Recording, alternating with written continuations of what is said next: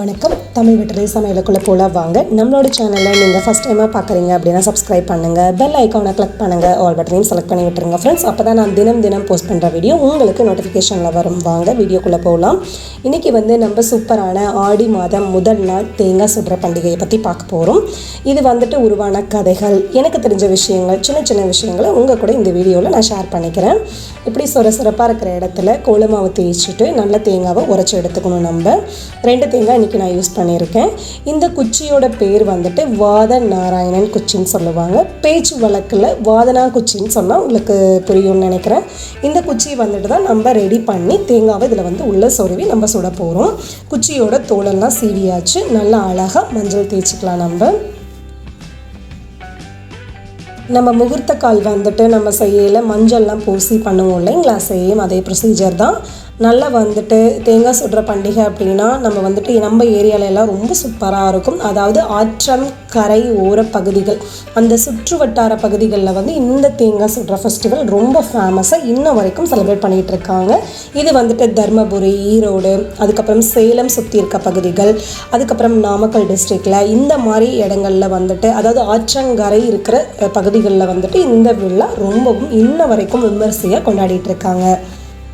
இப்போ நம்ம 2 குச்சிக்கும் அழகாக மஞ்சள் தேய்ச்சாச்சு. தேய்ச்சதுக்கு அப்புறமா இது சுண்ணாம்பு இந்த போல் நம்ம குச்சியில் மேலே ஒரு லேயர் பண்ண போகிறோம். ஏன் அப்படின்னா ப்ளஸ் கலர், ரெண்டாவது சுண்ணாம்பு சேர்த்தம் அப்படின்னா கண் திருஷ்டி அகலம்.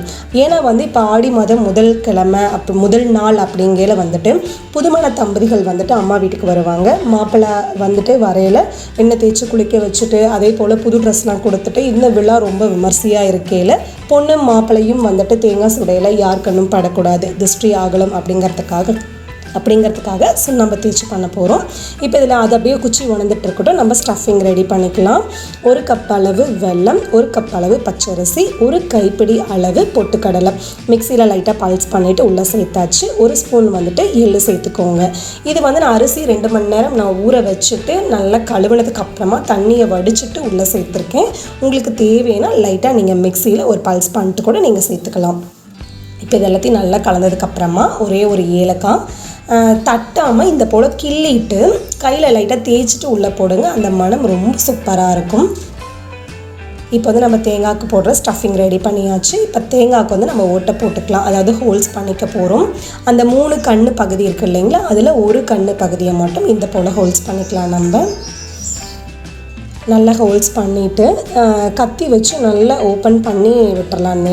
ஏன்னா இந்த ஹோல்ஸ்குள்ளே தான் நம்ம தேங்காய்க்கு ரெடி பண்ண ஸ்டஃபிங்கை உள்ளே செட் பண்ண போகிறோம். இப்போ இந்த தண்ணியை வேஸ்ட் பண்ணக்கூடாது, ஒரு பாத்திரத்தில் ஸ்டோர் பண்ணி வச்சுக்கலாம். நம்ம இது இடையில அந்த தண்ணி சேர்த்து தான் நம்ம போட போகிறோம். இது நம்ம வீட்டு குட்டீஸ்க்கு இப்போ உள்ள ஜென்ரேஷன்ஸ்க்கெலாம் இந்த ஃபெஸ்டிவல் இருக்கிறது தெரியாது, இது எப்படி பண்ணணும் அப்படிங்கிறதும் தெரியாது. நம்ம ஸ்டெப் பை ஸ்டெப்பாக பண்ணையில் அவங்களையும் கூட வச்சுட்டு நம்ம இந்த போல் பண்ணணும், இது இதுக்காக தான் நம்ம பண்ணுறோம் அப்படிங்கிற இந்த பண்டிகையோட வரலாறையும் நம்ம சொல்லி கொடுத்தோம் அப்படின்னா அவங்களோட ஜென்ரேஷனுக்கு எடுத்துகிட்டு போவாங்க. இது நம்ம வழக்கமாக செய்கிற பண்டிகை, நம்ம சாமி கும்பிட்ற முறைகள் எல்லாமே நம்மளோட வீட்டு குட்டீஸுக்கு நம்ம சொல்லி கொடுத்தோம் அப்படின்னா அவங்களுக்கு அது ரொம்பவே யூஸ்ஃபுல்லாக இருக்கும். வழக்கமாக நம்ம சாமி கும்பிட்றோம், இன்றைக்கி எங்கள் வீட்டில் பண்டிகை அப்படிங்கிறத விட இது என்ன பண்டிகை, இது ஏன் கொண்டாடுறோம் அப்படிங்கிற வரலாறையும் அவங்களுக்கு சொல்லி கொடுத்தீங்கன்னா அவங்களுக்கு ரொம்பவே யூஸ்ஃபுல்லாக இருக்கும். அழகாக உட்காந்து பார்த்துட்ருக்காங்க. நம்ம தேங்காவுக்கு ஸ்டஃபிங் எல்லாம் ரெடி பண்ணியாச்சு. அப்பப்போ தேங்காய் தண்ணியும் உள்ளே சேர்த்துட்டு குச்சியை உள்ளே செட் பண்ணியாச்சு. செட் பண்ணதுக்கப்புறமா முக்கியமான விஷயம், தேங்காய் மேலே மஞ்சள் தேய்க்கணும். அழகாக மஞ்சள் தேய்ச்சதுக்கப்புறமா நல்லா மஞ்சள் தேய்ச்சதுக்கப்புறமா நம்ம மஞ்சள் தேய்ச்சதுக்கப்புறமா கை கழுவோம் இல்லைங்களா, அந்த ஈரப்பதத்திலேயே புளி இருக்குல்ல அதை எடுத்து இந்த போல் கையில் நசுக்கிட்டு நம்ம இந்த குச்சியும் தேங்காயும் சேர்த்து சுற்றி விட்டுறோம். ஏன் அப்படின்னா தேங்காய்க்குள்ளே நம்ம போட்ட தண்ணி வெளியில் வராமல் இருக்கிறதுக்காக. அதை அப்படியே வச்சுட்டு ஒரு 1/2 மணி நேரம் அப்படியே அதை இருக்கட்டும். இந்த டைமில் தேங்காய் சுடையில் பயங்கர மழை பாருங்கள். மழை நின்னதுக்கப்புறமா அழகாக நம்ம பார்க்கிங்குள்ளேயே வச்சு தேங்காய் சுடுறோம். அடுப்பை அனல் வச்சதுக்கப்புறமா தேங்காய் சுட போகிறோம். நம்ம அவ்வளோதான். அவங்க 2 பேரும் சண்டை, என்னோடது தான் ஃபஸ்ட்டு வைக்கணும், உங்களோட தான் ஃபஸ்ட் வைக்கணும் அப்படின்னு சொல்லிட்டு. இவங்களுக்கு வந்துட்டு இது ஃபஸ்ட் டைம் அப்படிங்கிறனால ரொம்ப எக்ஸைட்மெண்ட்டாக இருந்தாங்க. மதியம் தூங்க கூட இல்லை. எப்படி பண்ணணும், என்ன பண்ணணும், ஏன் இப்படி பண்ணுறீங்க அப்படின்னு சொல்லிட்டு கேட்டுக்கிட்டே இருந்தாங்க. ரொம்ப வந்துட்டு விமர்சையாக நம்ம தேங்காய் சுடுற நோம்பியை கொண்டாடிக்கிட்டே இருக்கோம். அவ்வளோதான், தேங்காய் நல்லா சுட்டு முடிச்சாச்சு. இதை உள்ளே எடுத்துகிட்டு வந்துடலாம். எடுத்துகிட்டு வந்துட்டு நம்ம இதுக்கு தீப தூப ஆராதனை காமிக்க போகிறோம். தீபம் காமிச்சதுக்கப்புறமா பெல் அடிக்கணும்னு சொல்லிட்டு இருக்காங்க.